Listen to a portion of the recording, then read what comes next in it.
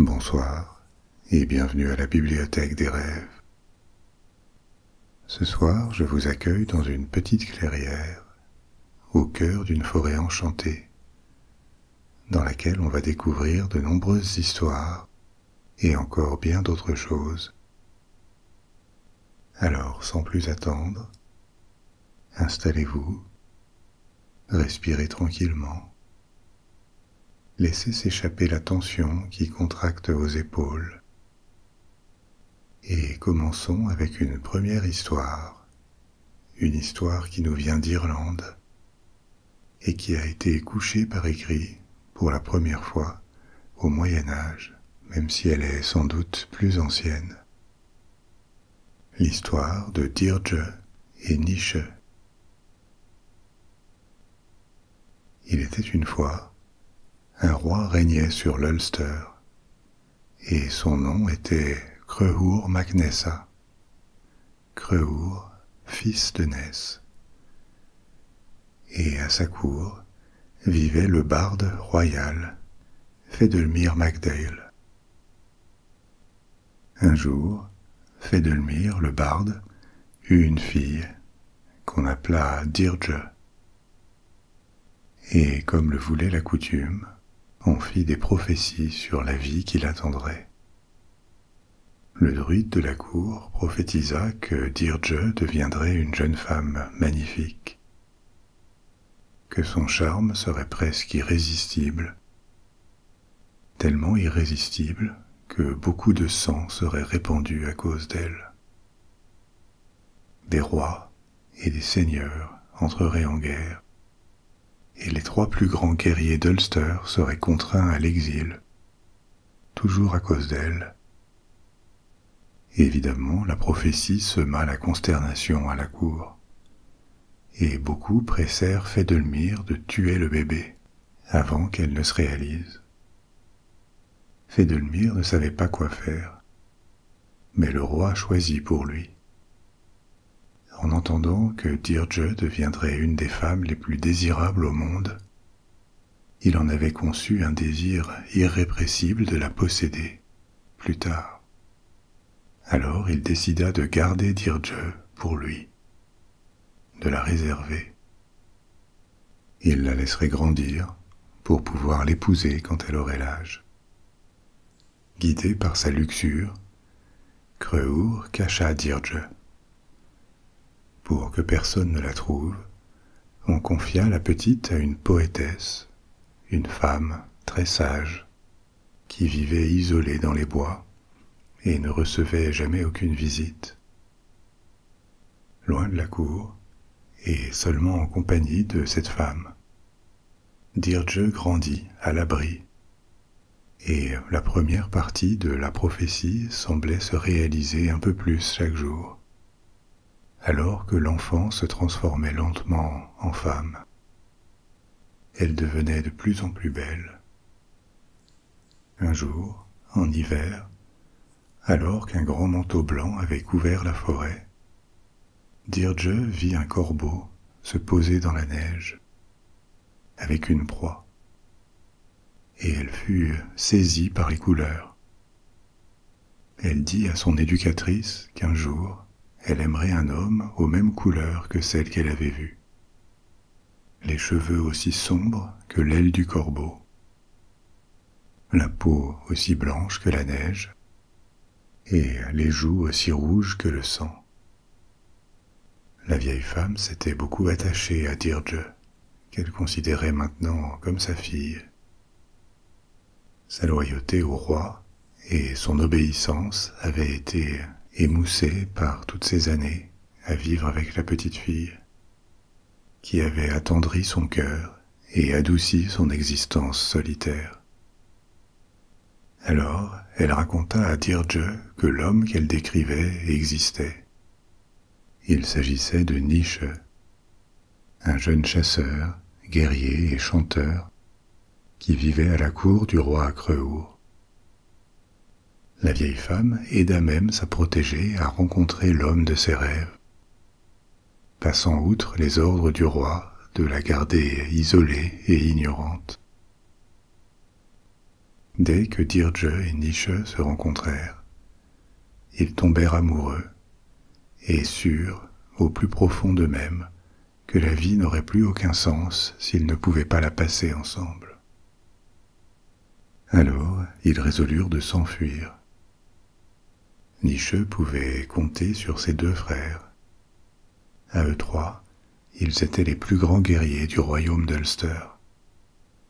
Et ensemble, ils préparèrent leur plan pour s'enfuir du pays et rejoindre l'Écosse, où Nishe et Dyrje pourraient vivre ensemble et heureux, loin de la portée du roi Creux-Ur. Et il en fut ainsi. Les quatre s'enfuirent sur un bateau et atteignirent l'Écosse. Et là, ils vécurent une vie heureuse. Ils chassaient et pêchaient pour se nourrir. Ils voyageaient autour de l'Écosse, dans des paysages magnifiques. Et cette vie simple, belle, insouciante, était suffisante à leur bonheur, parce que l'amour les nourrissait chaque minute, chaque heure, chaque jour, et il les rendait heureux d'exister. Ils n'y pensaient pas vraiment, mais la prophétie faite à la naissance de Dyrje, qui disait que les trois plus grands guerriers d'Ulster seraient contraints à l'exil, s'était effectivement réalisé. Un exil heureux, mais un exil quand même. Loin d'eux, en Ulster, le roi avait été humilié, et sa fureur ne diminuait pas. Creux-Ur était résolu à se venger et à reprendre cette femme qu'il considérait comme son bien. Alors il s'en remit à des moyens très déshonorables. Il envoya un de ses courtisans les plus fidèles en Écosse pour inviter les trois frères et Dyrje à rentrer au pays, avec la promesse qu'aucun mal ne leur serait fait. Malgré l'exil, Nishe et ses frères n'avaient pas oublié leur sens du devoir, et ils acceptèrent de rentrer, avec la certitude qu'un roi ne pouvait pas faire de mal à des hommes qu'il avait invités, avec la promesse de pardonner leur fuite. Mais il se trompait. La colère de Creux-Ur lui avait fait oublier l'honnêteté et les lois de l'hospitalité. Alors que la nouvelle de leur retour atteignait l'Ulster, le roi envoya la vieille femme qui avait élevé Dyrje espionner les voyageurs, avec aussi pour mission de lui dire si la beauté de Dyrje était toujours aussi remarquable. La femme essaya de protéger Dyrje, et elle revint en affirmant que non, Dyrje avait vieilli et sa beauté s'était ternie. Mais c'était un mensonge, et le roi le savait, car il n'avait pas confiance en elle, et dans sa folie, il avait envoyé un autre espion pour la suivre. En réalité, la beauté de Dyrje n'avait fait que s'épanouir en Écosse, et elle était plus rayonnante que jamais. Sur le chemin de la capitale, Dyrje, Nishe et ses deux frères s'arrêtèrent pour dormir dans une maison, et le roi envoya une grande troupe, une armée entière, les attaquer, avec pour ordre de tuer les trois frères et de ramener Dyrje vivante. Les troupes du roi attaquèrent le refuge, et les trois frères se défendirent avec la vaillance et la force qu'on pouvait attendre d'eux. Mais ils ne pouvaient rien contre une armée entière, et même s'ils emportèrent beaucoup d'hommes dans la mort, ils finirent par être vaincus. La prophétie avait annoncé que beaucoup de sang serait répandu à cause de Dyrje, et ce jour-là, beaucoup de sang fut répandu, même si le vrai responsable en était le roi Creux-Ur, avec son goût pour la chair des jeunes femmes et sa colère incontrôlable. Une fois Nishe et ses frères vaincus, transpercés par des lances, Dyrje fut capturé et amené au roi, qu'il a pris pour femme. Le corps de Deirdre était encore vivant, son cœur battait, sa poitrine se soulevait pour respirer. Mais à l'intérieur, elle était morte. Elle s'était éteinte avec son seul amour, et plus rien ne semblait pouvoir attirer son attention. Triste et silencieuse, elle laissait passer les jours, sans même se rendre compte du froid ou de la chaleur, ou de ce qui se passait autour d'elle. Les jours devinrent des semaines, les semaines devinrent des mois, et les mois formèrent une année entière. Et toujours, Deirdre restait détachée et morne. Creux ne supportait plus la présence de sa femme, dont la froideur et le détachement total lui rappelaient sans cesse les crimes qu'il avait commis pour la posséder. Crimes qui ne lui avaient permis que de mettre la main sur une enveloppe vide, une dépouille qui respirait. Pourtant, la tristesse la rendait plus belle que jamais.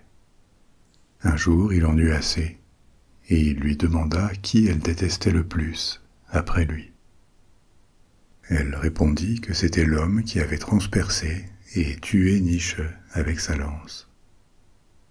Alors Creux déclara qu'il donnait Deirdre à cet homme, renonçant à ses droits de mari sur elle, et qu'il espérait qu'ainsi elle payerait le prix de sa froideur.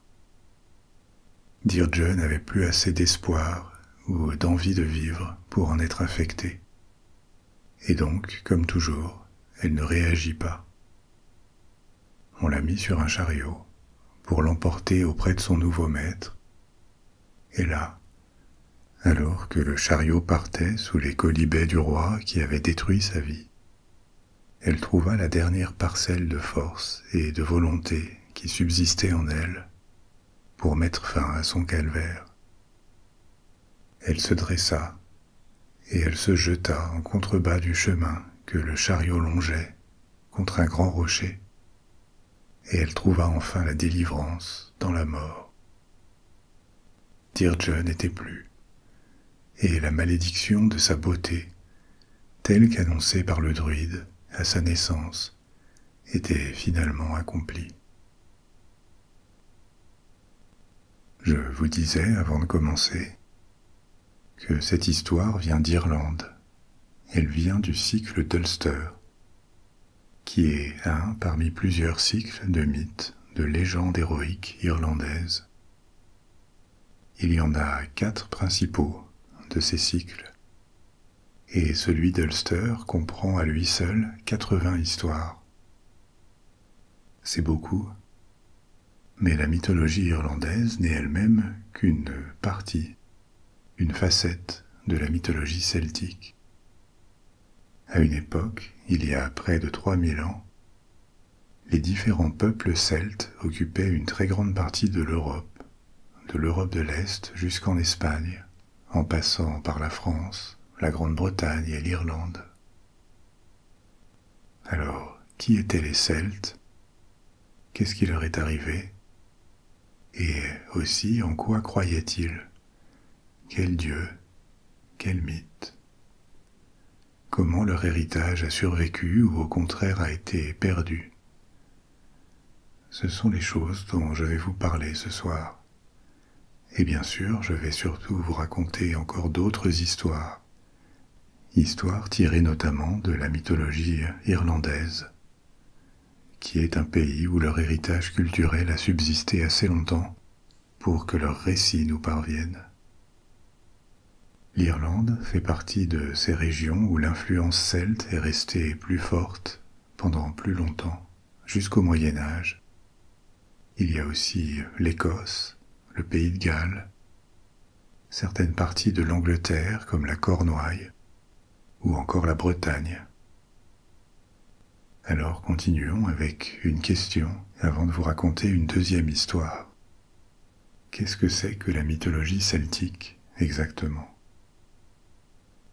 On devrait plutôt parler de plusieurs mythologies celtiques, parce que les croyances religieuses et les traditions narratives des différents peuples celtes n'ont jamais été unifiées.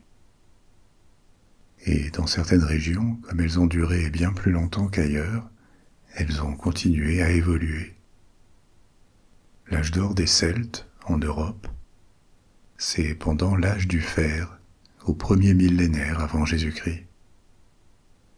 Les Celtes étaient un groupe de peuples dont les langues étaient apparentées et qui partageaient aussi des traits culturels. Des traits comme l'organisation de leur société, leurs techniques, leurs croyances. Mais ça n'excluait pas de grandes variations selon les régions. Les Celtes étaient des descendants de migrants qui étaient arrivés depuis l'Est. Ils font partie de ces nombreuses vagues de migrants indo-européens dont je vous ai déjà parlé dans différents épisodes. À ce qu'on en sait, le berceau de la culture celte se forme par la rencontre de cette vague de migration avec les locaux déjà installés dans une grande région qui va de l'est de la France à la Hongrie, en passant par le sud de l'Allemagne et l'Autriche. À partir de cette région d'occupation historique, les Celtes se répandent ensuite en plusieurs siècles et ils s'installent parfois très loin de leur base, de leur région d'origine, à l'est jusqu'en Roumanie et même au centre de la Turquie, en Anatolie, et à l'ouest jusqu'au Portugal, en Espagne, en Grande-Bretagne et en Irlande. Les Celtes ne vont pas partout en Europe, mais quand même, ils sont dominants dans une très grande partie de l'Europe, d'ouest en est, au premier millénaire avant Jésus-Christ. D'ailleurs, la ville de Rome, dans ses premiers siècles d'existence, la République romaine, vit sous la menace constante des Celtes qui sont installés en Italie du Nord. Mais après un pic qu'on peut situer au milieu du premier millénaire, la zone d'occupation des Celtes commence à se réduire sous la pression de deux grandes menaces. Déjà depuis l'Est, il y a un nouveau groupe d'arrivants, les peuples germaniques, qui s'installent jusqu'au Rhin et en Scandinavie. Dans toutes les régions celtiques à l'est du Rhin, la culture celte est alors remplacée par la culture germanique. Et la deuxième menace vient du sud, c'est Rome. L'expansion romaine en Espagne, en France, qui est totalement celte et même constitue le cœur démographique du monde celte, avec les Gaulois, les Celtes de Gaule, en Belgique, en Grande-Bretagne. Cette expansion bouscule totalement le monde celte, surtout au 1er siècle avant Jésus-Christ, quand les Romains s'attaquent à la Gaule. À côté de sa puissance militaire et économique, Rome, c'est aussi une puissance culturelle qui transforme les sociétés qu'elle conquiert. Ça va bien au-delà d'une occupation. Donc, entre ces deux rouleaux compresseurs, germaniques et romains, le monde celte se trouve acculé, limité aux marges de l'Europe de l'Ouest, en Écosse, au Pays de Galles, en Irlande, des régions qui restent libres de l'invasion romaine. C'est là que la culture celte locale va perdurer plus longtemps et laisser des traces plus profondes. Alors justement, en parlant de l'Irlande, voilà une autre histoire du cycle d'Ulster, celle de Cuchulainn, un héros ou un demi-dieu légendaire. Son père était Lugh, un dieu du Tuatha Dé Danann. On verra plus tard ce que ça veut dire, avec ce qu'on sait du panthéon celtique. Et sa mère était une mortelle, la sœur du roi d'Ulster, Creuour, le même qui tenait le rôle du méchant dans l'histoire de Dyrge. Alors, qui était le légendaire Cuchulainn? Un héros dont la vie était pleine d'exploits et de miracles, à commencer par celui de sa naissance. On en connaît plusieurs versions, mais en voilà une. Sa mère était donc une princesse, la fille du roi d'Irlande. Et un jour, elle accompagna son père et un groupe de nobles qui étaient partis à la chasse. Ils chassaient une volée d'oiseaux magiques. Mais alors qu'ils étaient loin de la demeure royale, il commença à neiger, et toute la troupe dut chercher un abri. À proximité, il y avait une maison, où vivait seulement un couple dont la femme était enceinte, et sur le point de donner naissance à son bébé. Alors que le roi, sa fille et les nobles s'étaient installés, le travail commença, et la princesse offrit son aide. Un petit garçon naquit pendant la nuit. Et pas seulement lui. Dans la grange qui jouxtait la maison, il y avait aussi une jument qui donna naissance à 2 poulains, des jumeaux. Toute la troupe passa la nuit tranquillement. Mais au matin, quand ils se réveillèrent, la maison et la grange avaient disparu avec leurs occupants, volatilisés. Il restait seulement le bébé et les 2 poulains. Évidemment, tout ça avait l'air magique. Il s'agissait peut-être même d'une intervention divine. Alors, comme le bébé ne pouvait pas être abandonné, la princesse l'emporta et elle commença à l'élever comme si c'était le sien. Mais peu de temps après, alors qu'elle avait commencé à s'y attacher, le bébé tomba malade et mourut. Alors qu'elle portait le deuil de cet enfant, qu'elle n'avait pourtant pas porté elle-même, le dieu Lugh lui apparut, et il révéla qu'il avait été leur hôte cette nuit-là, quand la partie de chasse avait trouvé refuge dans la maison. Il avait vu comment elle avait commencé à élever cet enfant, et il avait décidé qu'elle devrait être la mère de son propre fils à lui. Il lui révéla qu'il avait déjà placé l'enfant dans son ventre, et que quand il naîtrait, elle devrait l'appeler Setanta. Et ensuite, Lugh disparut, en la laissant à son désarroi après toutes ces révélations. Mais les mois passèrent, et son ventre s'arrondissait, toujours un peu plus, trahissant sa grossesse. Et le scandale enflait, parce qu'elle avait été promise à un guerrier de la cour, mais pas encore mariée. Alors elle expliqua ce qui lui était arrivé, et elle révéla que l'enfant qu'elle attendait était le fils d'un dieu, devant toute la cour d'Ulster, Emain Macha. Elle avait la conviction de ceux qui disent la vérité, et on l'a cru. Alors cette histoire émerveilla la cour, et les nobles commencèrent à se disputer pour obtenir l'honneur d'être le père adoptif de l'enfant à naître. Il naquit finalement, et comme Lugh l'avait demandé, on le nomma Setanta. Pour régler le conflit entre les nobles qui voulaient l'adopter, on décida que plusieurs d'entre eux seraient pères à tour de rôle, si bien que l'enfant miraculeux finirait par être le fils de tout Emain Macha, de toute la cour d'Ulster. De ses différents pères, et aussi des dames nobles de la cour qui veilleraient sur lui. Il apprendrait beaucoup. Le jugement, l'éloquence, la morale, la poésie et les arts. Autant d'aptitudes, de dons qui le prépareraient à devenir le grand héros qu'il était destiné à être.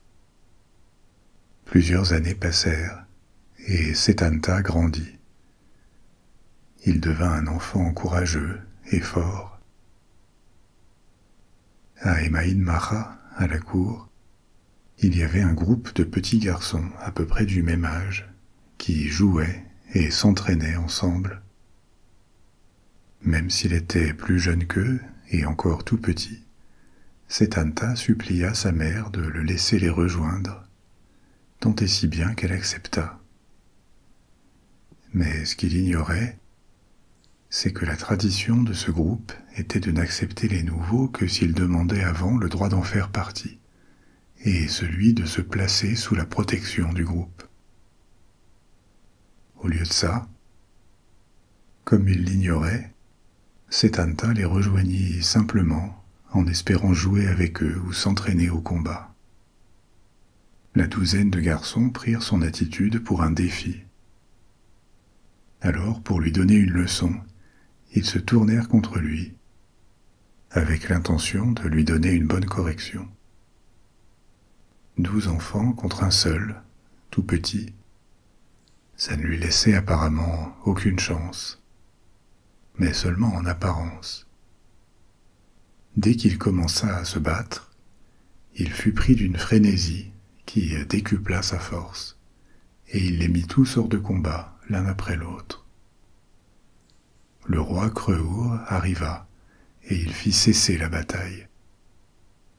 Il expliqua les règles du groupe à Setanta, qui accepta de demander le droit d'en faire partie, et de recevoir la protection du groupe, même si visiblement il n'en avait pas vraiment besoin. Les garçons n'avaient pas vraiment d'autre choix, alors ils acceptèrent. Mais dès qu'ils furent reçus dans le groupe, Setanta les immobilisa l'un après l'autre pour les forcer à demander d'être placés sous sa protection à lui, ce que tout le groupe dut accepter. Setanta avait montré non seulement ses capacités de combattant, mais aussi son autorité naturelle et sa vocation à commander. Creux avait observé de près les exploits du petit héros, et il veillait sur lui. Un jour, un forgeron du nom de Kulan invita le roi à un festin chez lui. Avant d'y aller, le roi passa près du terrain où le groupe de jeunes garçons, qui étaient maintenant rangés derrière Setanta, jouait au hurling, un sport traditionnel qui se jouait avec une crosse et une balle. Le roi fut tellement impressionné par l'énergie et les performances de Setanta au hurling qu'il l'invita à se joindre à lui, à se joindre au festin après la fin du match. Setanta accepta, et Creux s'en fut à la maison de Kulan. Mais quand il arriva, il oublia de prévenir son hôte que le jeune Setanta arriverait plus tard. Et comme tous les invités étaient maintenant arrivés, Kulan lâcha son énorme chien, un molosse, pour qu'il surveille les alentours de sa maison. Le molosse était gigantesque, très féroce, et tout le voisinage avait peur de lui. Personne ne se serait risqué à approcher la maison quand il la gardait. Mais Setanta ne pouvait pas le savoir. Alors, quand il arriva un peu plus tard pour se joindre aux invités, le chien l'attaqua.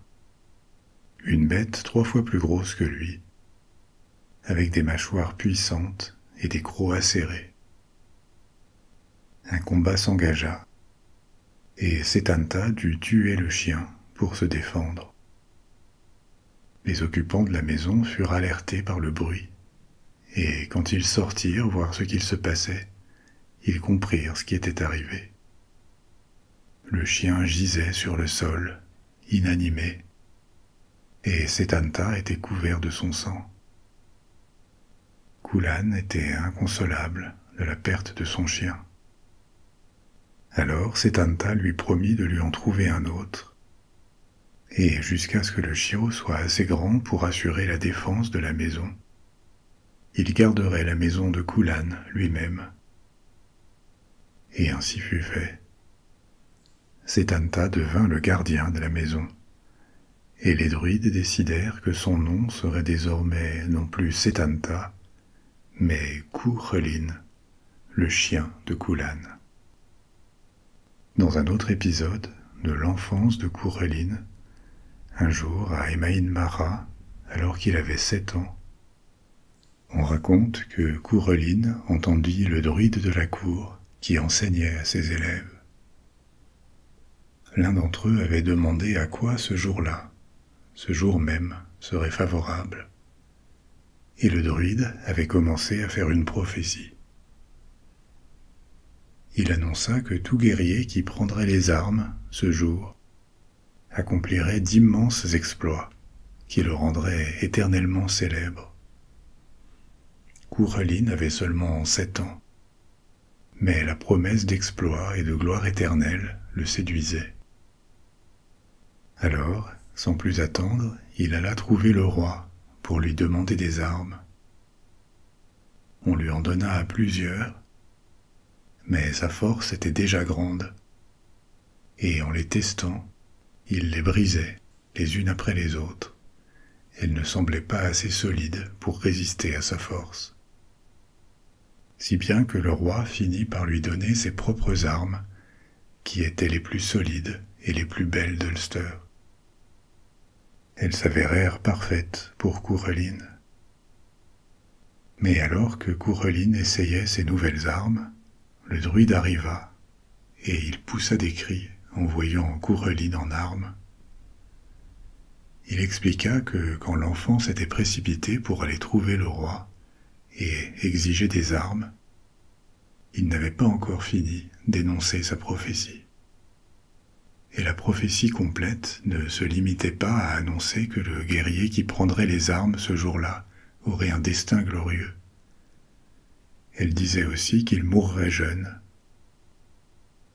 Un frisson parcourut l'assistance en entendant ces mots. Courreline serait un héros, mais tous comprirent que son destin serait probablement tragique. Mais c'était encore un enfant, et pas du genre à se laisser impressionner par les prophéties d'un vieil homme.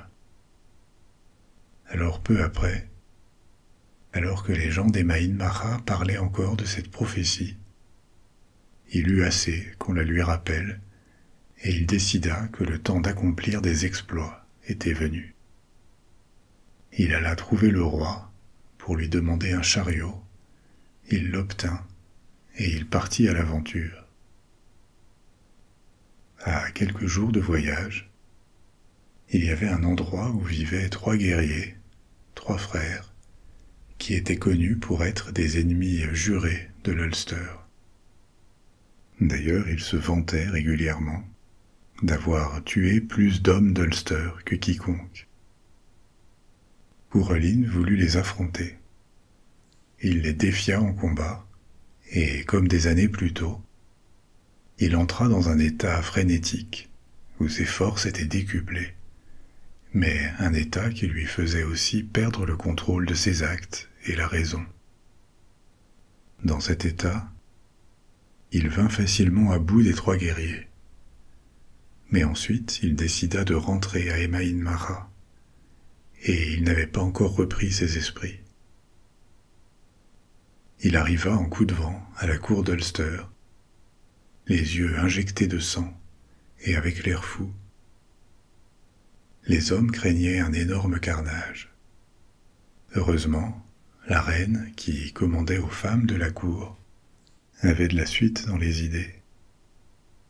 Elle leur ordonna toutes de dénuder leur poitrine et de la montrer à Courreline. Cet étalage inattendu, mais aussi excitant, prit Courreline par surprise, et il hésita, il rougit, il essaya de détourner les yeux sans trop y arriver.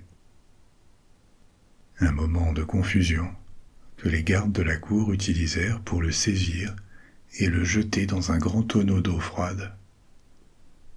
Mais la chaleur de sa peau était telle que le tonneau explosa dans un grand nuage de vapeur. Alors ils le mirent dans un 2e tonneau, et cette fois l'eau ne fit que bouillir, et dans un 3e, et cette fois l'eau ne fit que chauffer à une température agréable. Courreline avait repris ses esprits, et la crise se termina ainsi. du moins pour le moment. On va continuer l'histoire de Cuchulainn, parce qu'il reste encore beaucoup à découvrir.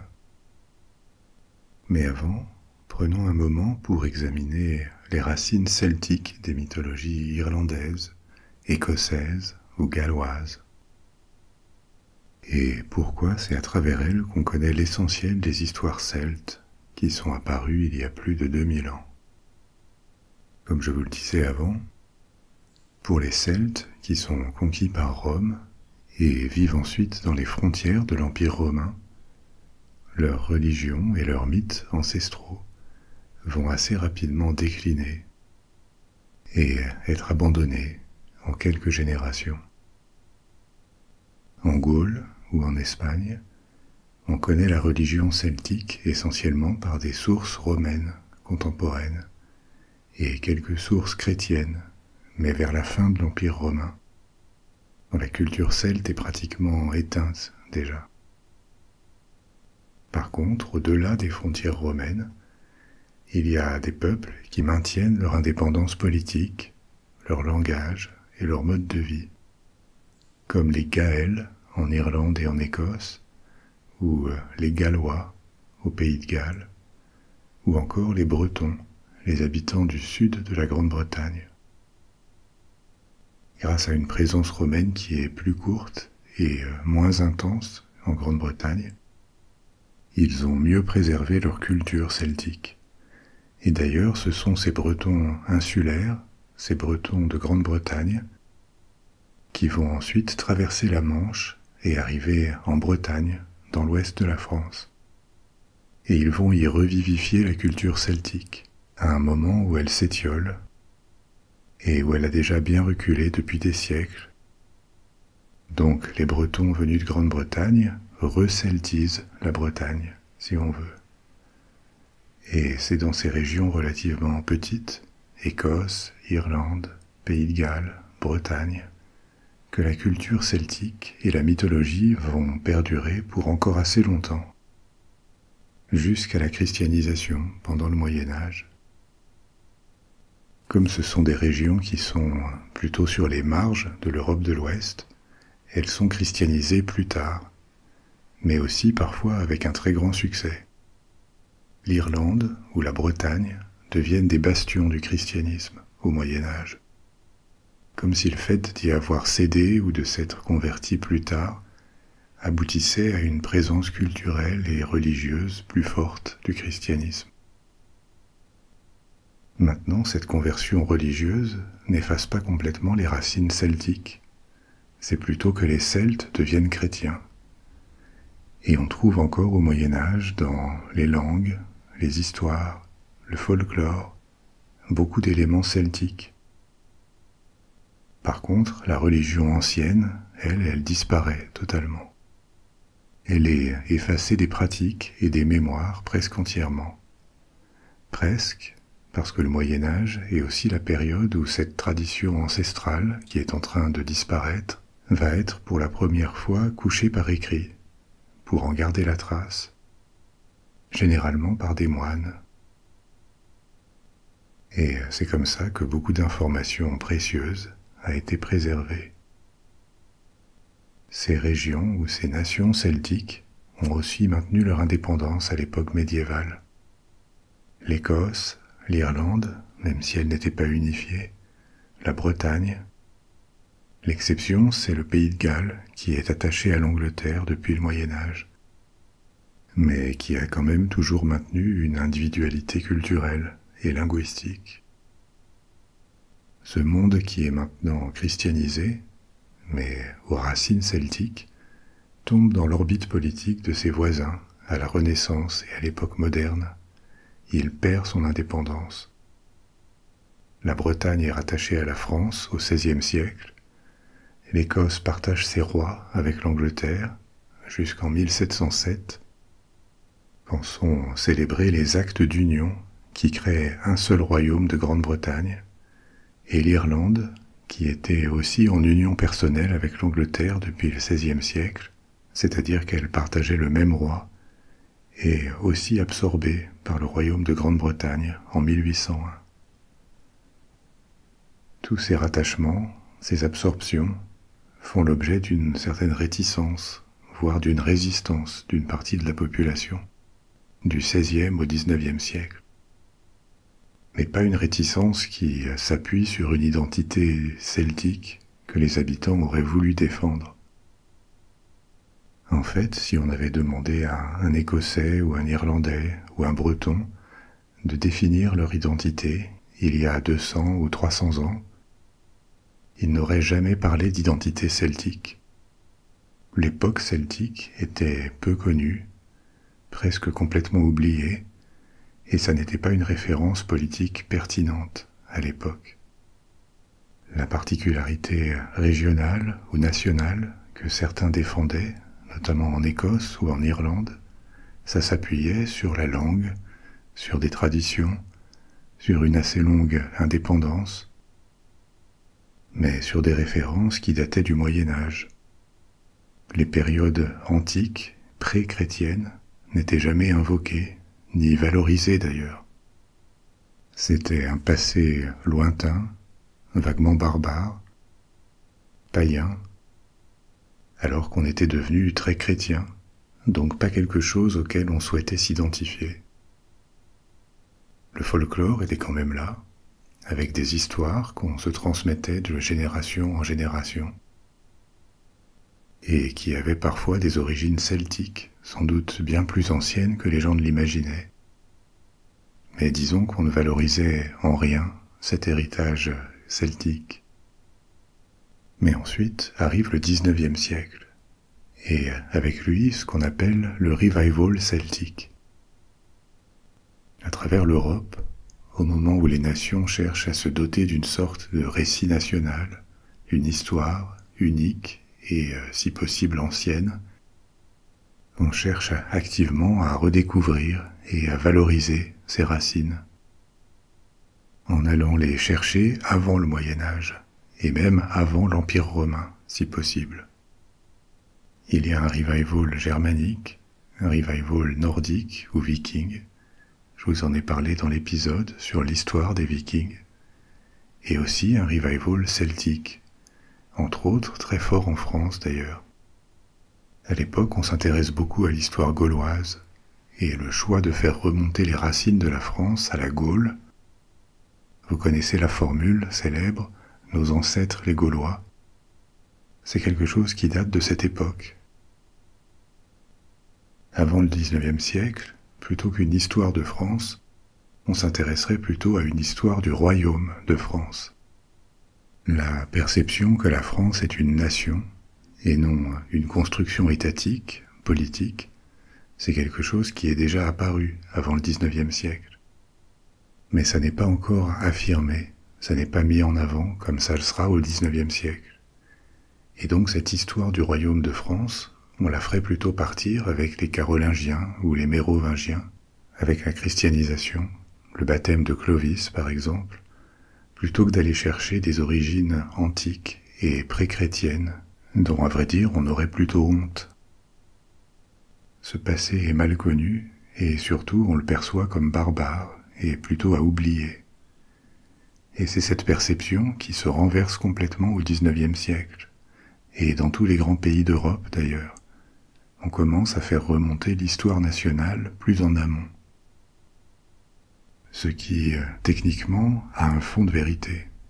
L'histoire culturelle ou civilisationnelle commence avant les constructions d'États dans tous ces pays. Et l'histoire antique laisse des traces dans la culture, même si elles sont ténues parfois. Mais derrière, bien sûr, dans le choix de ces périodes comme point de départ, il y a aussi un projet politique et culturel, celui de créer ou de renforcer un sentiment d'appartenance nationale, de défendre l'idée que la nation est extrêmement ancienne et qu'elle transcende les générations ou les régimes politiques, pour créer de l'adhésion populaire à la nation. Donc on commence à enseigner aux écoliers français que les Celtes, les Gaulois, sont leurs ancêtres. Et on fait un peu la même chose dans les îles britanniques.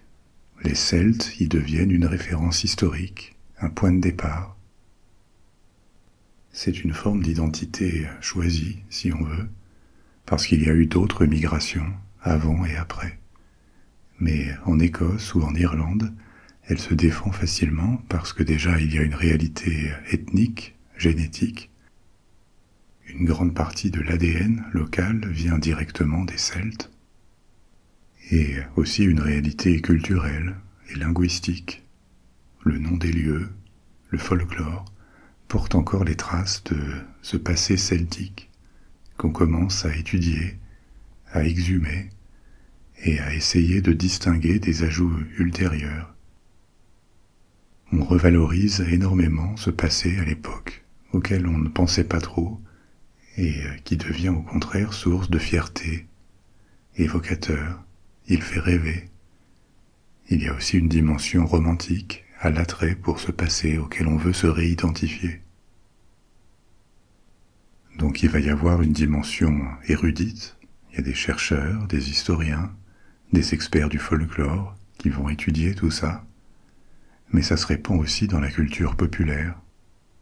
C'est pas du tout quelque chose de superficiel, ça va laisser une empreinte assez profonde dans les sociétés. Parfois avec des mélanges un peu surprenants. Un exemple de ça, c'est la multiplication des croix celtiques au XIXe siècle. Vous en avez sans doute déjà vu. C'est un symbole en forme de croix chrétienne avec un cercle qui relie ses 4 branches. Ces croix apparaissent dans les régions celtiques avec la christianisation. Et c'est logique, on ne connaît pas d'exemple de croix produites par les Celtes avant leur conversion au christianisme. Ils traçaient des cercles dans leurs gravures, que ce soit sur des pierres ou comme motifs décoratifs, sur leur artisanat. Ça pourrait avoir influencé les croix celtiques.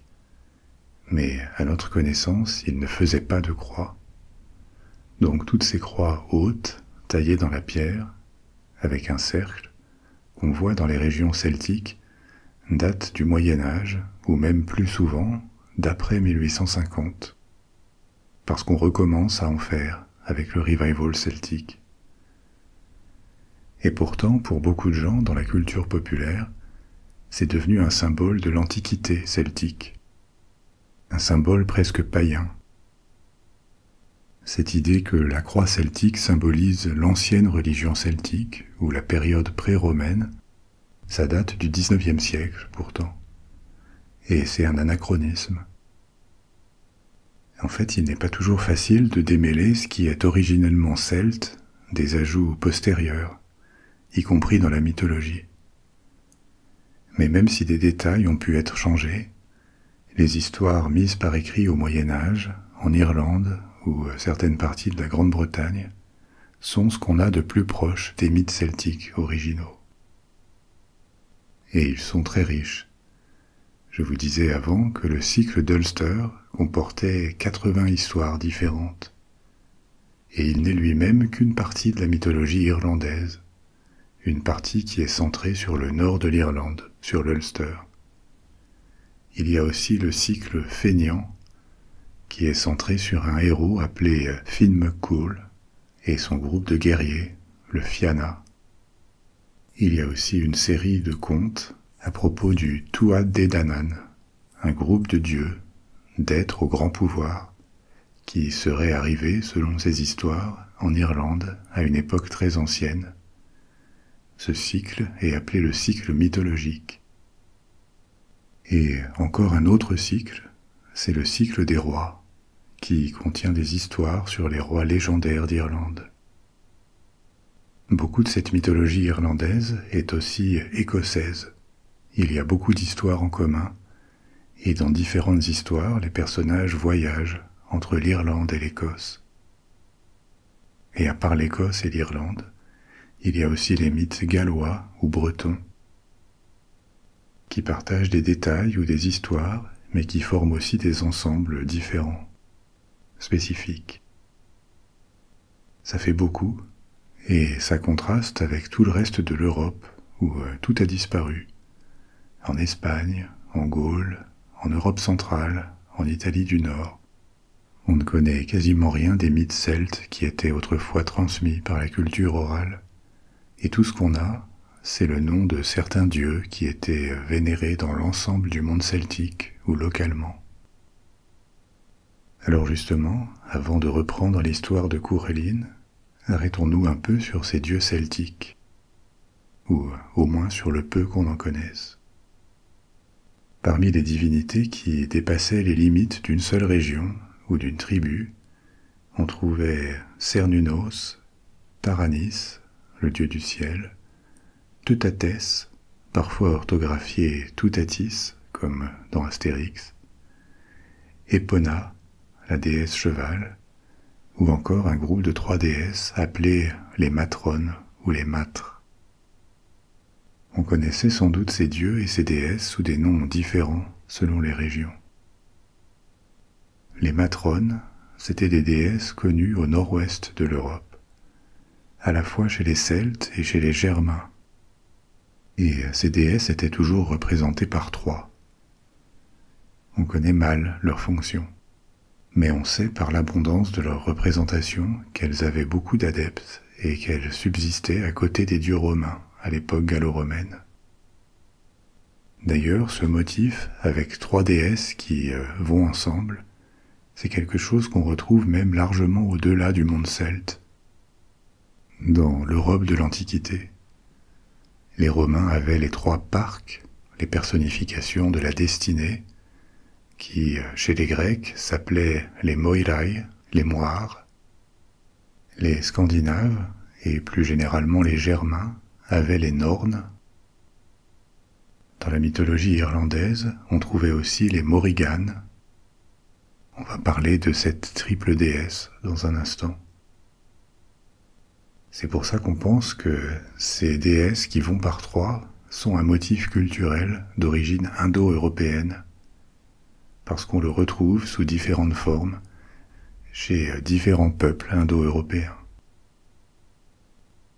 Je vous mentionnais aussi Cernunnos, qui est une autre figure assez connue.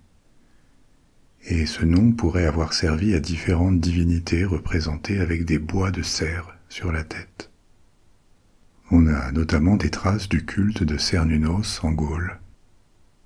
On le retrouve souvent représenté donc avec des bois sur la tête, assis en tailleur et tenant un torque.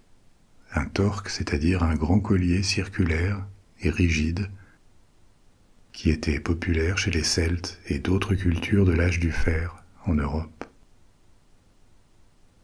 Le culte de Cernunnos est attesté donc en Gaule, aussi en Espagne, mais il avait probablement des équivalents en Grande-Bretagne et en Irlande. En tout cas, malgré sa présence visible et sa popularité, on ignore quelle était exactement sa fonction ou son domaine de compétence dans le panthéon celte. On suppose qu'il était un dieu des animaux, de la nature et de la fertilité. Taranis, c'était le dieu du ciel et du tonnerre. On le retrouve en Gaule et dans les îles britanniques. Et c'est sans doute un dieu celte très ancien, parce qu'on trouve aussi sa trace archéologique le long du Danube, dans des régions où la migration germanique a ensuite remplacé la culture celte. En Gaule, il va faire l'objet d'un syncrétisme, c'est-à-dire d'une association, d'un regroupement avec le dieu Jupiter des Romains. Et différents auteurs romains parlent de Taranis comme faisant partie d'une triade, un trio de dieux, avec 2 autres, Esus et Toutatis. Le culte de Toutatis était largement répandu en Gaule et en Grande-Bretagne, et apparemment c'était un dieu protecteur qu'on invoquait pour se garder de ses ennemis ou des catastrophes naturelles. J'avais aussi mentionné Epona, une déesse protectrice des chevaux, associée à la fertilité également. Contrairement aux autres dieux celtes, dont le culte va décliner et qui vont rester seulement locaux après l'invasion romaine, Epona a un certain succès et elle s'exporte un peu hors du monde celte, à l'intérieur de l'Empire romain. Elle avait même un culte établi à Rome. On trouve aussi chez les Celtes une ou plusieurs divinités de la guérison, souvent associées aux sources thermales ou aux plantes qui avaient des propriétés médicinales. Des figures comme Bélénos en Italie du Nord et en Gaule, Borvo au Portugal, Brigg ou Brigid en Irlande, qui était une déesse de la lumière et du feu, mais dans certaines histoires elle intervenait pour soigner des guerriers. En Grande-Bretagne, beaucoup de puits étaient consacrés à une déesse que les Romains appelaient Minerve, leur version d'Athéna. Mais on ne sait pas exactement à quelle divinité celte ça correspondait. Par exemple, dans la ville anglaise de Bath, qui est connue pour ses sources thermales, la déesse qui leur était associée était appelée Sulis, et dans la période romaine, en Grande-Bretagne, son culte fusionne avec celui de Minerve.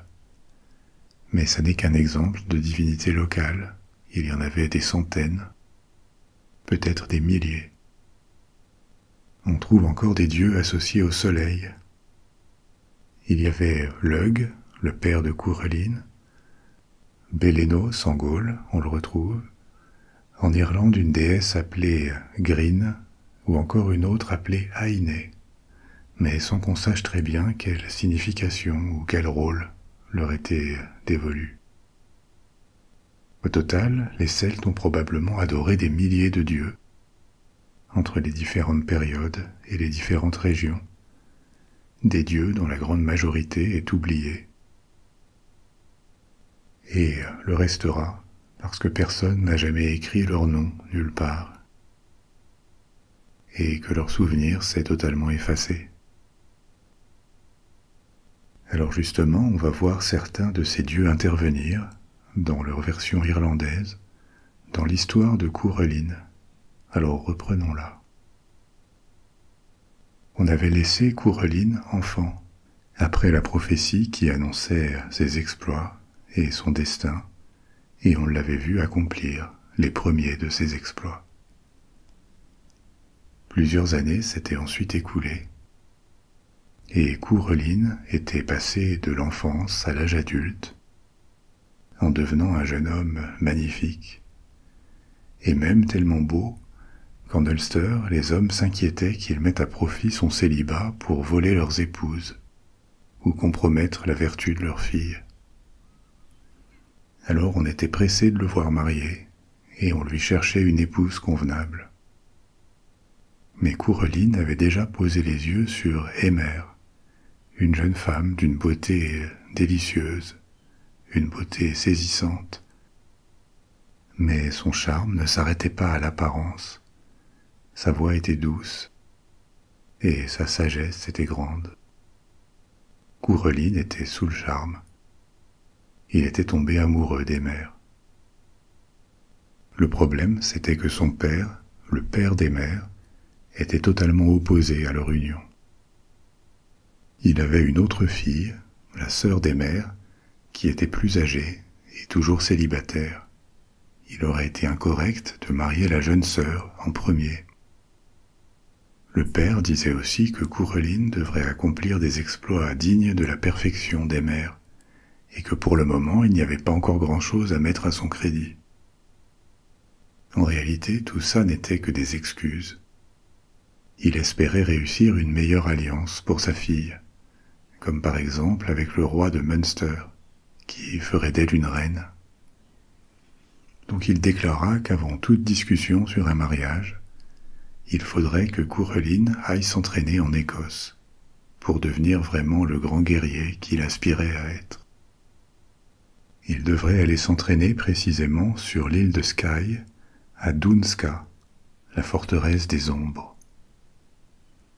Dans cette forteresse de Dunska, sur l'île de Skye, dont les montagnes sauvages plongeaient dans la mer, avec de grandes côtes torturées, dans cette forteresse vivait Skahar, une célèbre guerrière. Elle était réputée tellement forte qu'aucun homme ne pouvait la battre, et d'ailleurs peu étaient revenus vivants de la forteresse des ombres. Le père d'Emer espérait que Courreline y meure, ou que ça lui change suffisamment les idées pour qu'il renonce à sa fille. Et donc qu'avec un peu de chance, il ne reviendrait jamais. Mais Coureline accepta cette épreuve et partit pour Doonska, pour l'île de Skye. Là-bas, il rencontra Skarhar, il demanda à suivre son entraînement. Et il se fit même un ami, Ferdid, qui s'entraînait aussi à la forteresse des ombres. Finalement, il retourna en Ulster, entraîné et plus fort que jamais. Mais une fois de plus, et cette fois sans argument, le père des mères continua à lui refuser la main de sa fille. Coureline en eut assez, et en mettant à profit son nouvel entraînement, il attaqua à lui seul la forteresse où vivait Emer, pour l'enlever et s'enfuir avec elle jusqu'à Emain Mara, où il en fit sa femme. Au cours des années suivantes, Coureline eut encore bien d'autres aventures.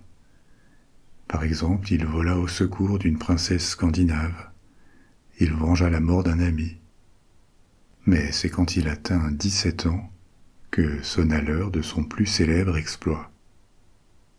La Tainn Boculnia, la rafle des vaches de Cooley. Au sud-ouest de l'Ulster, il y avait un royaume hostile, le Connacht. Il était gouverné par une reine redoutable, Maeve, une guerrière puissante et ambitieuse. Maeve était aussi la précédente femme et l'ennemi personnel du roi d'Ulster, Creur mac Nessa. Et depuis des années, elle prévoyait d'attaquer l'Ulster. En particulier, elle convoitait un taureau appelé Don Coulnieu, un étalon qui pouvait se reproduire souvent et très vite, qui était une source de richesse et aussi de prestige pour son propriétaire. Mais le taureau appartenait à l'Ulster, et elle décida donc de le voler. Coureline était censée surveiller la frontière du royaume, et à cette seule pensée, tous les habitants se sentaient rassurés, parce que sa réputation était maintenant bien établie. Mais un jour, il négligea son devoir, et il passa la nuit avec une femme. Il aimait son épouse, Emer, mais ça ne l'empêchait pas d'en séduire d'autres à l'occasion. La reine Maeve mit tout ça à profit. Avec une malédiction, elle rendit malades tous les hommes d'Ulster, et elle lança son invasion en ordonnant à son armée de passer la frontière que Coureline ne surveillait pas, puisqu'il était en train de batifoler. Quelques heures plus tard, en se réveillant, il réalisa le prix de sa négligence. L'Ulster était envahi et sur le point de tomber. Alors il se précipita au devant de l'armée ennemie, avec l'objectif de l'arrêter à lui tout seul. Sa force était extraordinaire, mais tout de même pas au point d'affronter une armée entière. Alors il lui fallut ruser. Il invoqua le droit au combat singulier. 2 champions se battraient, successivement, un pour chaque camp, et la bataille se terminerait quand il n'y aurait plus de champions d'un des deux côtés. Comme il était le seul homme présent du côté de l'Ulster, Coureline devrait affronter tous les hommes de l'armée de Maeve, mais un par un. Il savait qu'il pouvait facilement gagner chaque combat, mais avec des milliers de guerriers en face, il allait falloir engager des milliers de duels, l'un après l'autre, des duels épuisants. Évidemment, ça permettrait de gagner du temps. Et les hommes du Connacht le savaient, mais ils suivaient les règles de l'honneur, et donc ils acceptèrent sa demande, et les duels commencèrent. Coureline gagna combat après combat, et les jours passèrent comme ça, jours qui devinrent des semaines. La reine Maeve voyait son armée être lentement saignée, et le taureau n'était toujours pas en sa possession.